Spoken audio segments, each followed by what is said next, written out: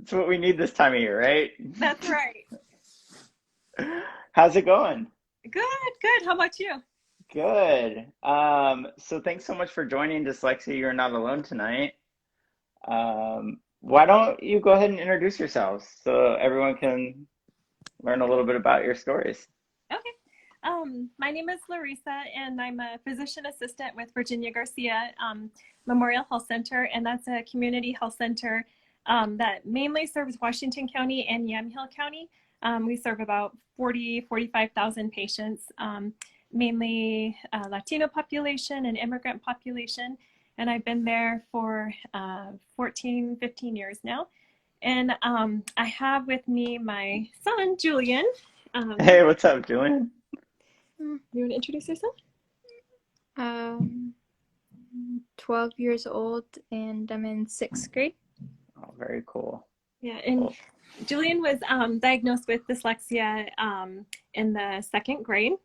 And he is the reason why I became so interested in learning more about it and advocating for my patients and kind of raising awareness within our organization about dyslexia. Yeah, you're doing so much. I want to start at the beginning of this. Like, what was it like when you found out about the diagnosis and what was that process like? Yeah, it was interesting because in my medical training, we really didn't touch on dyslexia, let alone the secondary consequences that we see all the time in clinical practice. And so I just kind of noticed Julian having a harder time reading than my younger son, who's 2 years younger. And I was kind of like, why? Why is it so hard for Julian? He's a really intelligent kid. So we started looking at, like what could be the reason behind that. And we approached his teacher, and she's like, well, maybe he needs an eye exam, or, and then I started just kind of Googling things and ran across dyslexia, and I'm like, wow, that really fits. So we ended up getting a private evaluation done, and brought it back to his teacher, and he's such a great kid that everybody was kind of like, well, let's give it some time and see how things go. And he just wasn't improving. And then finally, he had this amazing fourth grade teacher who got him extra interventions, reading help in school, and he did really well with those interventions. Um, and then throughout the course of time, his two best friends were also diagnosed with dyslexia. So he was talking with his friends, and I was talking with his friends' moms.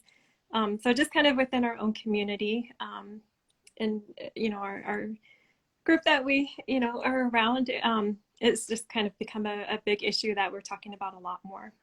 Yeah, so, well, Julian, I have a question for you. What's it like to have two best friends that are also dyslexic? It's kind of nice because then you have somebody who knows exactly what's going on, like how hard it may be. Totally. So you have that relatability. Yeah. And and how do you feel about being dyslexic? Uh, in some ways it makes it challenging in school, like for language arts, but then Uh-huh. it also, like for math, science, I feel that makes it easier. So it's like it's a balance of like challenges as well as strengths. Yeah. Oh, that's awesome. Mom, so not only did you have, you know, not only are you going through it with your son, but then there's this pull for you to want to give back to this community. Like, what were you seeing that, a lot of people when they're in challenge, like you get laser focused, but you're seeing a broader opportunity with this. Where does that come from? I think we were really fortunate and privileged because, we had the resources to identify the problem and to seek out a private evaluation, which costs over $1,000, and then to advocate with our teachers and the schools. And I realize, like, so many of my families, they don't have those resources. They don't have $1,000 to, pay for an evaluation, or the ability maybe to advocate because they speak a different language, or they're just not sure of like how the school system works or what a 504 plan is. And So I kept seeing all of these barriers and challenges for my families. And um, even the word dyslexia, when I bring it up, nobody's heard of it. Like they don't know what this is. And so like when you don't even know that this exists and this explains why your child is having a hard time, I mean, there's just so much work to do. Yeah, it's almost like the diagnosis and the word itself is just a symbol of privilege in Yeah. amongst our own communities, and then the communities that we're talking about that are most impacted aren't even aware, or and then don't have the ability to have the resources. What what are things that we can do to help support those communities? Like, what are some outreaches that you've found, or ways to be impactful? Yeah, so um, just kind of within my organization, just talking about it, using the word dyslexia, like, saying October is Dyslexia Awareness Month and things like that have been helpful. I had the opportunity to do two trainings, just kind of like a what is dyslexia kind of training for the medical providers of two of our clinics. And that has gotten me a lot of like questions about patients and just kind of gotten providers thinking about what is dyslexia and how is this a huge part of my patient's depression or anxiety or school and anxiety. And so like that part has been, a huge opportunity. I think in the community, oh, go ahead. Oh no, you're good. I didn't mean to interrupt. Oh no, you're right. I think in the community at large, like how we can be a support. There's just so little information. I think low literacy information is hugely important. Like Spanish language materials. There's some great higher literacy stuff, but I think we have to keep in mind and be aware of people's educational backgrounds. Also, dyslexia is hereditary, right? So, like, the child is dyslexic, the parent may be dyslexic, and reading a huge text-heavy document is going to be um, maybe not meet that person where they need it, or the information that they need it. Yeah. So I have like two questions on this topic, because are you finding, and because talking to Julian here, like he's got this understanding about his strengths and maybe some of his challenges and the balance of it all. Are you finding that people that are diagnosed with dyslexia, that it's kind of like the dyslexia is the root cause of the anxiety and the depression that might be occurring, versus the flip of it? Are you seeing that, or what is that, or what are you seeing maybe in that regard? Yeah. So I've had a couple of times where, have teenage boys who come in and the parents are just frustrated because their kid doesn't want to go to school, they're flunking out, and, the boy has his arms crossed and doesn't want to be there either. And we get to talking about it, and, this kid has faced challenge after challenge in school, like he's being told he needs to work harder, he needs to, do more, like there's a problem with him. And when we talk about it and I say, well, have you heard about dyslexia or like how people learn differently? And, like you can see these walls just break down. Like I've seen kids like in tears, like just for the first time they're hearing, like they're not stupid. Like there's nothing wrong with them. Like this is a learning challenge or a learning difference that has, strengths that go along with it too. Some great things. And so this is the first time they're hearing that, and that is so impactful for them. And so I think just talking about it, like, just You making haven't. people, yeah, it's a huge thing.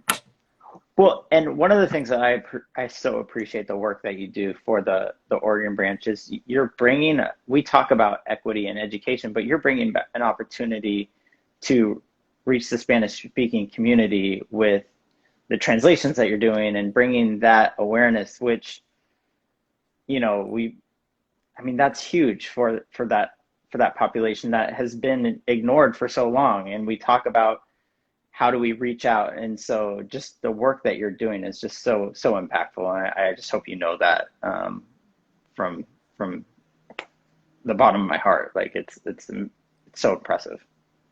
Well, I feel like there's so much work to be done. And this year I think has been challenging, because all of us have been focused on COVID, and still this is on the back of my mind. And, helping our kids that are already having a hard time with school now, in the challenge of distance learning. And, the teachers they're having all kinds of challenges too. And so it's been more difficult, I think, to be able to advocate because our usual avenues have been disrupted, and so, Yeah. yeah, so, but hopefully we can continue to work on this together. Yeah, I was going to ask, are you finding avenues that with the online learning that, with the parents on the line, that might be helpful tips to them as they're kind of, as we're all kind of struggling through it and figuring it out, as there are things that you found that have been more successful than maybe not? Yeah, I would say the usual avenues have been like, to work with the counselors who are usually, just amazing at the schools, and they want their kids to succeed too. And so, working with them to get a 504 plan and all of that. Now that's been really challenging with the kids not on site, and the counselors haven't been able to meet with them in person and the families in person. And so um, I've had families experience a lot of challenges with that. I think in our own situation at home, like just really being aware of what works for dyslexics. So, we use a lot of audiobooks. We use a lot of Learning Ally, which has textbooks. Julian has his health textbook that's on Learning Ally that he can listen to in history as well, right? Mhm. Yeah. And he has the text or speech to text, so he can use that kind of technology to help them. And so I think as parents right now, we're our best kids advocates. And then, as hopefully next year or sooner as schools open up, we can, kind of get back into like how we can support kids better in the school. Yeah, it's a big project, but it's kind of like one step at a time there. Yeah. Julian, can I ask you another question? Yeah. What would you like people to know? So we have like on this call tonight, we have educators and students like yourself and parents. What would you like people to know about dyslexia?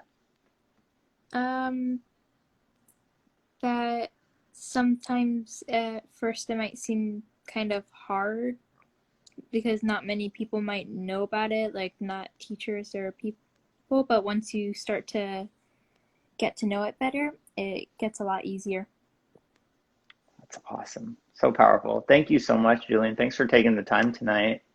Mhm. And question for mom, what message do you have for that same audience, for those parents and educators out there? What would you like them to know about dyslexia, and how can they maybe be a support? I think, again, just saying the word dyslexia and talking about it, because a kid or a child may hear that they're not stupid from one person, and that may be you. You may be the one person in their life, hey, did you know that your brain is really cool and it thinks about the world differently? And even though you have a hard time reading, this doesn't mean you're dumb. Like, and to talk about all the successful people throughout history who have dyslexia and people that are contemporaries now, like letting people know that they have a really cool brain, like that they're not dumb. And I think that's just like the one thing that we can all do, whether we're medical providers or parents or teachers, is just to, even if we can't get a 504 plan for them in that moment, just letting them know just how special they are, and how supported they are, and how many people are just like them. That is awesome. So powerful. Thank you so much for taking the time tonight with you and your son and sharing your story. Oh wait, we got a question. Um, Julian, can you talk about your favorite moment in the Oregon Battle of Books competition from Danielle Thompson, our president of the Oregon branch? Probably winning the school championship. Whoa, you won the school championship? What was that like? It was pretty exciting, because it was in front of the entire school. And Uh, what and can you explain Battle of the Books for people that might not know? It's basically where it's almost like a club where you get together in groups of 4 to 5, maybe 6 people, and then you read a bunch of. They give you a list of books to read, and then the competition, it's like a tournament, and you have to answer questions based on the books.